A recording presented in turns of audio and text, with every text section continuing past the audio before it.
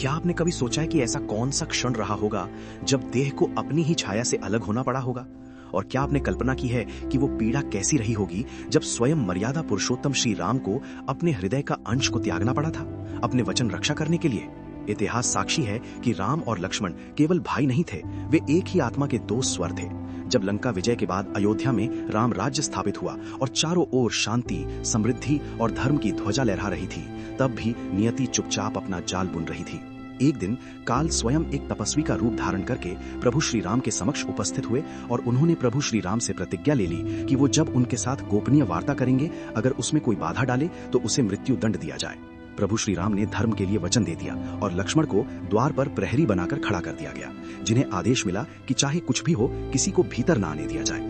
और उसी क्षण मानव विधाता ने परीक्षा की अग्नि जला दी, क्योंकि महर्षि दूर्वासा अपने प्रचंड क्रोध के साथ वहां आ पहुंचे और उन्होंने तत्काल राम से मिलने की मांग की।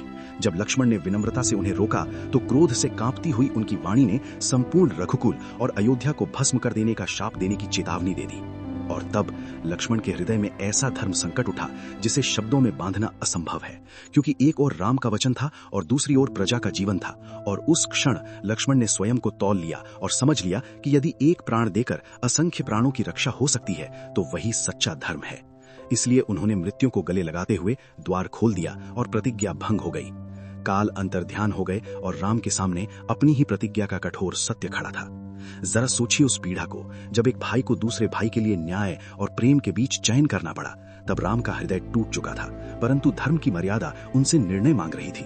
अंततः गुरु वशिष्ठ ने मार्ग दिखाया कि त्याग ही मृत्यु के समान है, और इस प्रकार राम ने पत्थर हृदय करके लक्ष्मण को राज्य से त्याग दिया। वो विदाई केवल दो भाइयों का बिछोह नहीं थी, वो प्रेम और कर्तव्य के बीच अंतिम संवाद था।